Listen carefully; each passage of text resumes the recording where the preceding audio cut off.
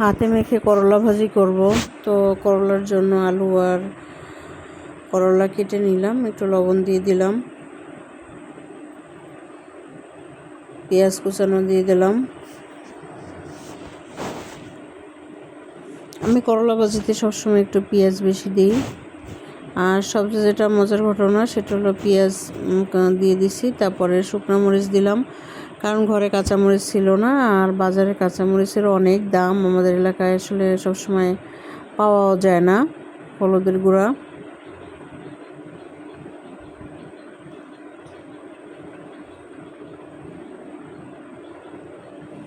করলা ভাজিতে একটু বেশি চিংড়ি মাছ দিয়ে তারপর রান্না করে দেখবেন, ওই করলা ভাজিটা আসলে খেতে অনেক বেশি মজা হয়। আমি সবসময় করলা ভাজিতে একটু বেশি চিংড়ি মাছ দেওয়ার চেষ্টা করি। তেল দিয়ে দিলাম। এবার খুব সুন্দর করে হাতে মাখায় নিতে হবে করলাটা। এই করলাটা আপনি হাতে যত সুন্দর করে মাখবেন আপনি দেখবেন যে অত বেশি মজা লাগবে।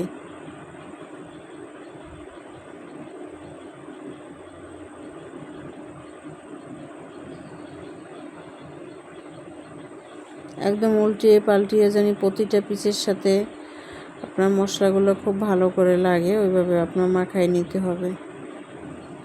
এবার আপনার কড়াইতে একটু তেল গরম করে নিলাম, তেল গরম করে ওটার ভিতর করলাটা দিয়ে দিব।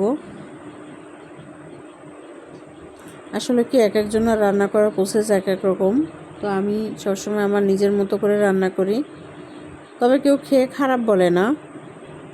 আমার বন্ধু বান্ধব, মোটামুটি আত্মীয় স্বজন, কিছু আত্মীয় স্বজন আছে আপনার শত ভালো রান্না করলে আবার একটু তারা ভুল ধরার চেষ্টা করে, কিন্তু আমার ম্যাক্সিমাম বন্ধু বান্ধব বা আত্মীয় স্বজন তাদের আমার রান্না পছন্দ, তারা পছন্দ করে আমার রান্না।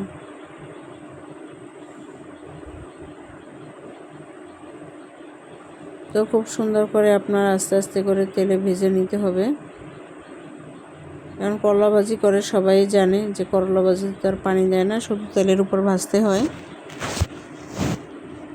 তবে শুকনো মরিচ দিয়ে করলা ভাজি করাতে কিন্তু খেতে খারাপ লাগে না, খেতে ভালোই লাগছে।